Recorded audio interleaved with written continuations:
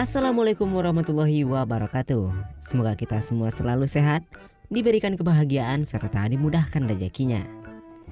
Buat generasi 90-an masih ingatkah dengan film ini? Film ini bercerita tentang peradaban manusia pada zaman purba. Akan tetapi, mereka mempunyai pemikiran yang modern untuk menjalani kehidupan mereka sehari-hari. Film ini dirilis pada tahun 1994.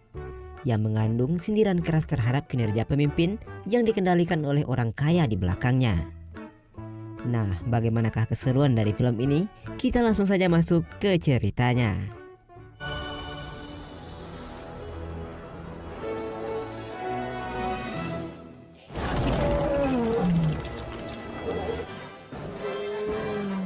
Film dibuka dengan diperlihatkannya Fred yang sedang bekerja mengangkat batu dengan menggunakan eskavator dinosaurusnya.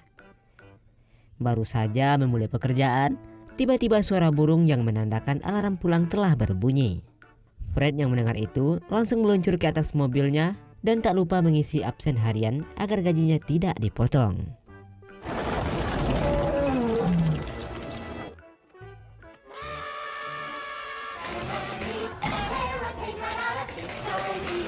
Keesokan harinya, Fred dan sahabat sejatinya yang bernama Bernie sedang jalan-jalan mengelilingi komplek tempat tinggal mereka.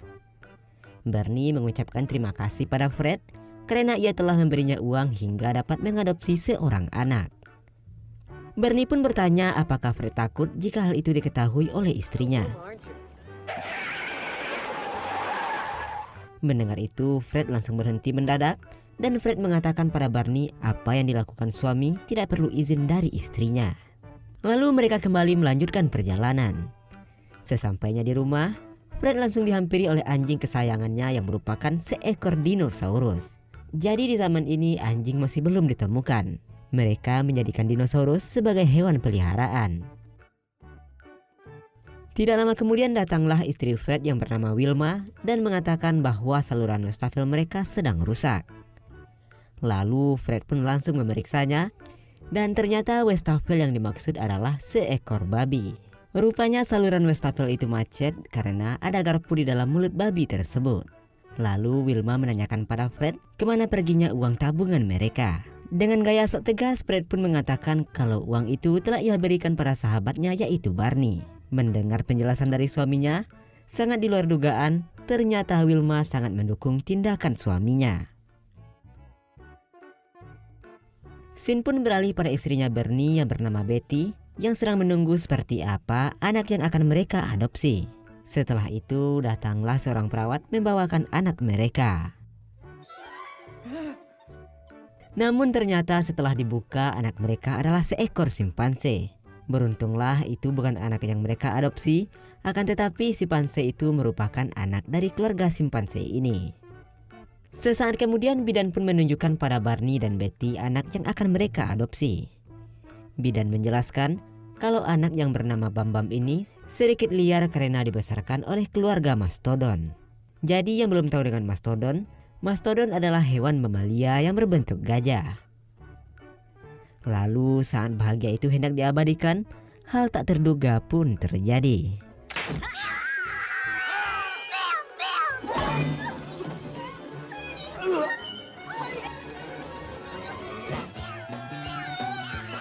Beberapa hari kemudian, Fred, Barney, dan para pekerja lainnya mengadakan acara bowling antar komplek.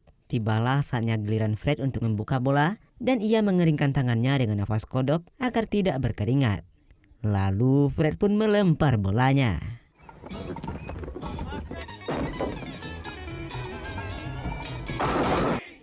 Fred pun berhasil. Lalu Barney mengumumkan pada masyarakat akan kebaikan Fred pada dirinya.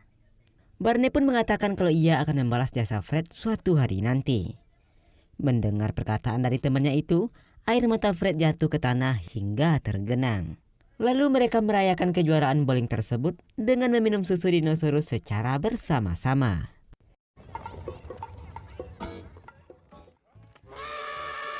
Keesokan harinya kita diperlihatkan dengan para pekerja yang sedang istirahat makan siang. Menu makan siang Fred adalah paha dinosaurus, sedangkan Barney rebusan telur dinosaurus. Beberapa rekan lainnya diperlihatkan sedang memakan roti tawar daging kadal dan ada juga yang memesan minuman botol dengan burung sebagai pembuka tutupnya. Tidak lama kemudian, datanglah direktur perusahaan tersebut yang memberitahukan kepada seluruh karyawan akan ada ujian kenaikan pangkat. Bagi karyawan yang mendapatkan nilai tinggi akan diangkat menjadi manajer. Hal tersebut tentu saja membuat para pekerja sangat antusias. Seketika Fred pun membayangkan jika ia menjadi atasan dan mempunyai banyak uang. Dan singkat cerita, ujian pun dimulai. Fred mulai merut pensilnya menggunakan batu asa. Tapi saat batu ujian dikeluarkan, Fred pun mulai kebingungan. Karena Fred tidak bisa menjawab satu soal pun, Fred pun mengeluarkan jurus andalannya dengan mengatakan, "Mano rancak iko pado iko." Rancaklah iko. Dan intinya, Fred pun memilih jawaban itu dengan asal-asalan. Berbeda dengan Bernie, ia menjawab soal dengan santai. Begitu juga dengan si Pansy yang pintar ini. Sampai si John yang di sampingnya pun mencontek pada simpanse itu. Waktu ujian pun sudah berakhir, lalu direktur pun menyuruh seluruh karyawan untuk mengumpulkan semua jawaban ke dalam amplop. Bernie pun membantu sahabatnya untuk mengumpulkan jawabannya ke meja direktur. Tapi melihat seluruh jawaban Fred yang salah, Bernie pun teringat kalau ia akan membalas jasa Fred suatu hari nanti. Ia pun menukar batu jawabannya dengan batu jawaban milik Fred. Kita beralih pada direktur perusahaan yang sedang bermain golf. Pada saat itu, datanglah asistennya dan mengatakan kalau yang memiliki nilai tertinggi adalah Fred. Namun ia tidak percaya karena Fred yang ia kenal sangatlah dungu. Lalu direktur pun mengumumkan pada seluruh karyawan bahwa pemenang tes adalah Fred. Seakan tak percaya, Fred langsung melakukan selebrasi.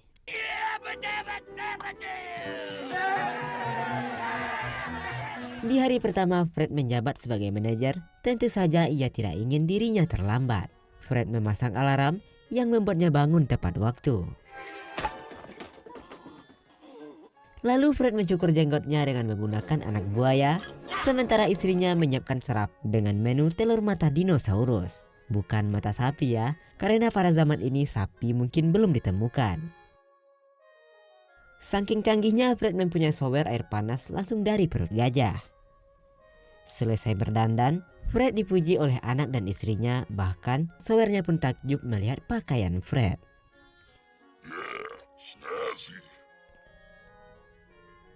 Lalu Fred diantar ke kantor oleh sahabatnya. Setelah sampai, Barney pun bertanya apakah ia harus memanggil bos kepada Fred.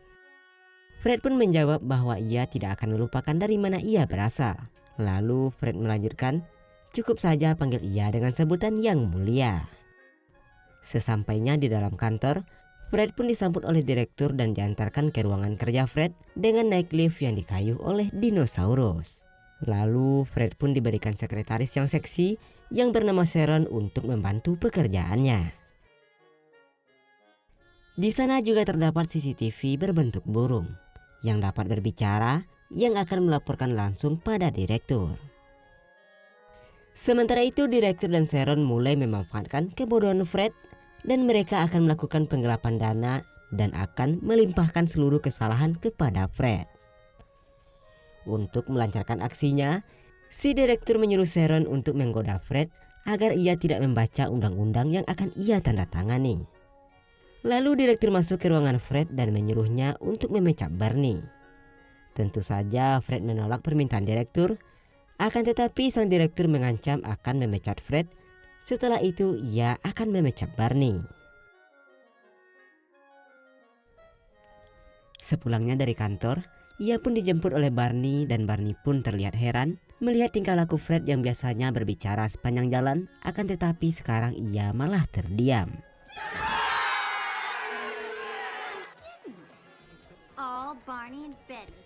Sesampainya di rumah ternyata ada kejutan dari Barney dan juga istrinya. Terlihat juga para rekan kerja Fred ikut merayakan kenaikan jabatannya. Lalu Barney memberikan sebuah kado pada Fred, akan tetapi Fred malah menolaknya. Lalu Fred pun berkata bahwa ia telah memecat Barney dari pekerjaannya. Hal ini dikarenakan Pada saat ujian tempo hari, nilai Barney menduduki peringkat 1 dari belakang.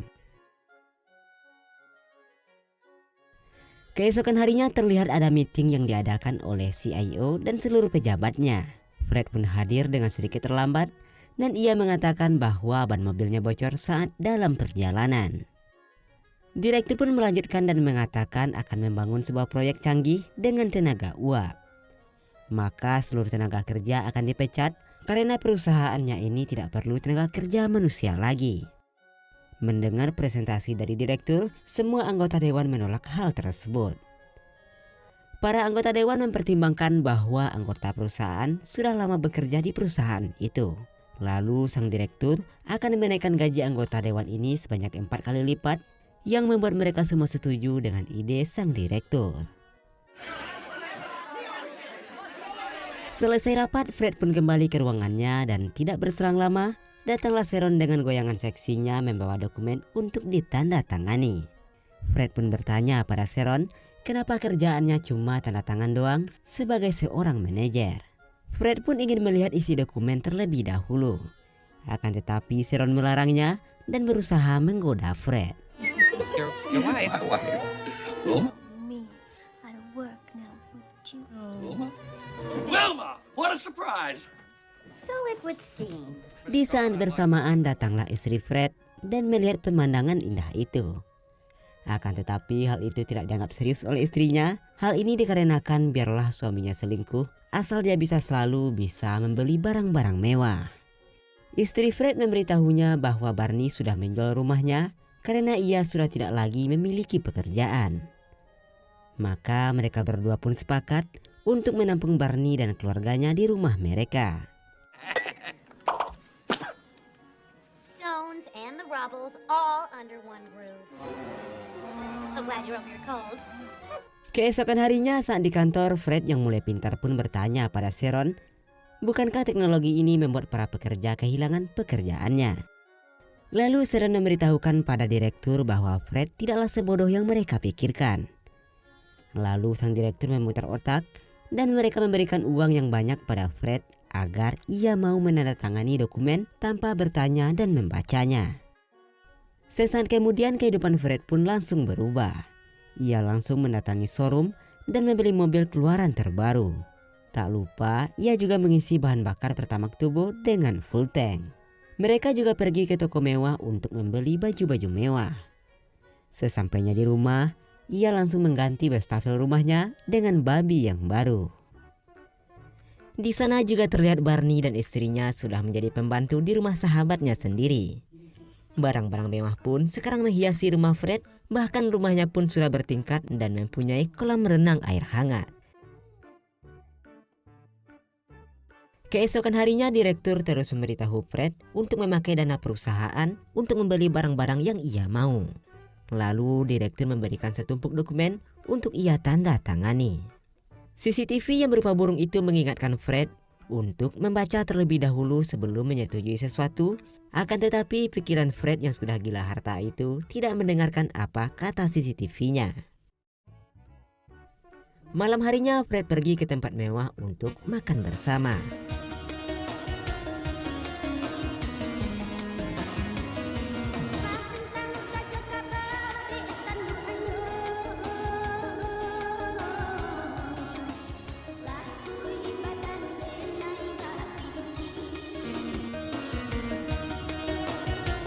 Dan ternyata Barney bekerja menjadi seorang pelayan di sana. Fred yang sudah kaya berulang kali menjatuhkan harga diri Barney di depan istrinya sendiri. Saat Barney hendak mengantarkan pesanan Fred, tiba-tiba Barney dikejutkan saat melihat para pekerja yang melakukan demo karena kebijakan Fred yang telah merubah undang-undang semaunya. Seketika Barney langsung menghampiri Fred dan berkata Fred yang dulunya seorang buruh dengan teganya memecat seluruh pekerja. Istri Freddy pun marah melihat apa yang telah dilakukan oleh suaminya. Fred yang tidak tahu apa yang ia tanda tangani dulu, ia pun berusaha membela diri dan berkata Barney hanya iri dengan pencapaiannya. Kesal dengan perkataan sahabatnya itu, Barney pun memberitahukan yang sebenarnya, bahwasanya ia bisa menjadi seorang manajer karena Barney telah menukarkan amplop ketika ujian dulu. Oh, that's rich. What good would it do me to... Keributan pun terjadi. Tentu saja para istri mendukung suaminya masing-masing. Barney dan istrinya pun memutuskan untuk meninggalkan rumah Fred. Terlihat istri Fred sangat bersedih ketika berpisah dengan mereka. Ia pun menanyakan kepada Fred apakah uang lebih penting daripada sahabat. Dengan sombong Fred pun menjawab bahwa ia sudah mempunyai kekayaan yang berlimpah dan pastinya semua orang ingin berteman dengannya. Mendengar jawaban dari Fred, istrinya pun langsung menghancurkan barang-barang mewah yang diberikan Fred dan pergi dari rumah meninggalkan Fred sendirian.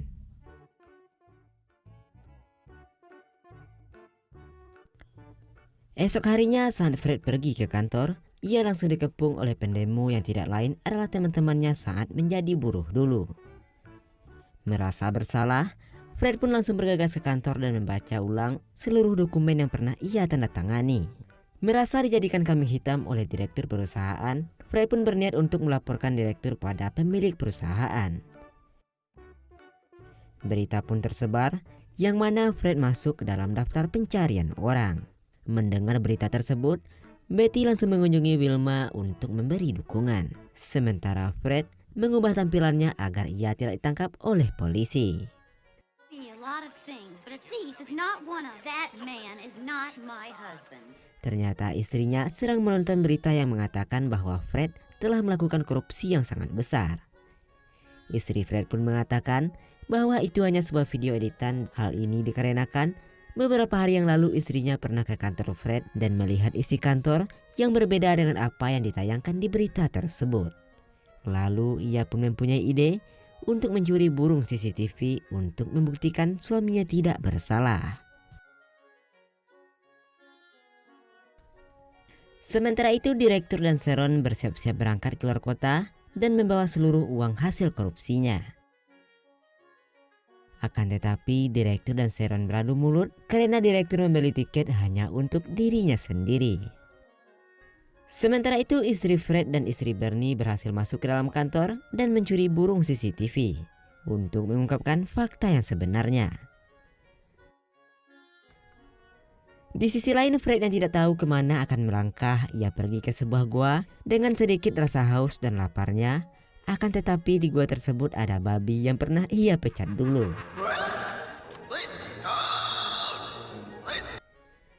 Rupanya babi itu sangat dendam kepada Fred sehingga ia memberitahu yang lain kalau pria itu adalah Fred yang sedang menyamar.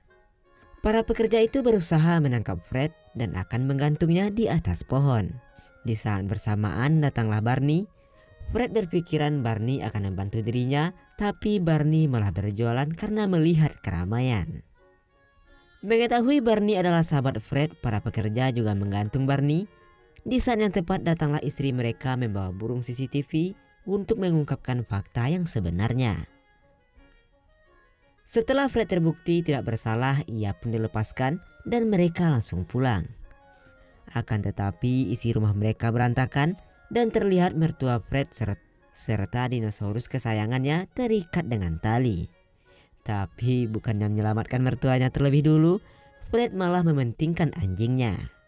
Di sana mereka menemukan sebuah surat dari gubernur yang berisi agar mereka dapat menemuinya di tambang.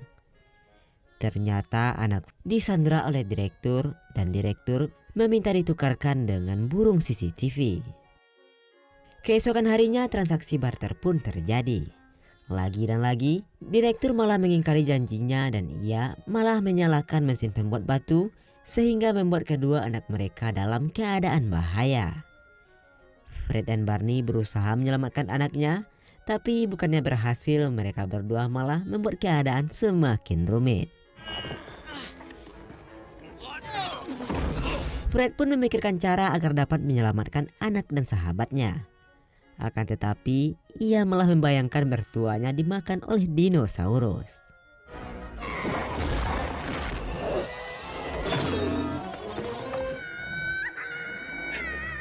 Setelah berusaha keras, Fred berhasil menemukan cara untuk menyelamatkan anak dan sahabatnya. Namun sialnya, pada saat bersamaan muncul sang direktur untuk menggagalkan rencana Fred. Untungnya ada Sharon yang membantu Fred.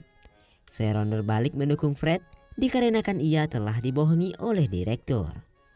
Fred pun kembali menyelamatkan orang-orang tercintanya dengan sekuat tenaga, hingga ia berhasil melontarkan batu besar dan menghentikan mesin pembuat batu nisan itu. Lalu Fred melihat direktur hendak melarikan diri. Seketika itu juga Fred langsung mengambil ancang-ancang untuk melempar bowling, karena hanya itulah keahlian satu-satunya yang ia kuasai.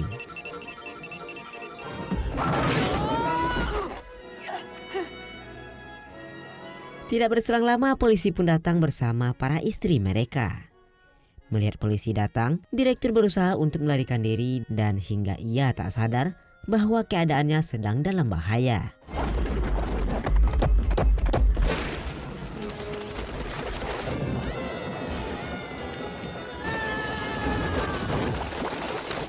Ia tertimpa reruntuhan batu yang membuatnya tak sadarkan diri. Setelah semua keadaan kembali normal, Fred yang tidak terbukti bersalah hingga ia pun dibebaskan. Pada saat bersamaan, datanglah pemilik perusahaan untuk meminta penjelasan tentang apa yang sudah terjadi. Fred pun terlihat pasrah karena akan dimarahi, namun ternyata sang petinggi perusahaan menanyakan bagaimana cara Fred membuat direktur menjadi batu. Fred pun menjawab bahwa ia hanya menghancurkan mesin raksasa dan tanpa sengaja ia menghancurkan beberapa batu. Pasir dan air kapur pun menjadi satu dan menimbun direktur. Si pemilik perusahaan itu merasa sangat bangga kepada Fred karena ia telah menemukan beton untuk pertama kalinya dalam sejarah. Lalu Fred pun diminta menjabat sebagai direktur.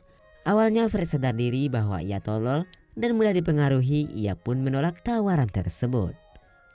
Akan tetapi Bernie membisikkan sesuatu kepada Fred yang akhirnya mereka menerima tawaran tersebut dengan bahagia. Lalu film pun selesai.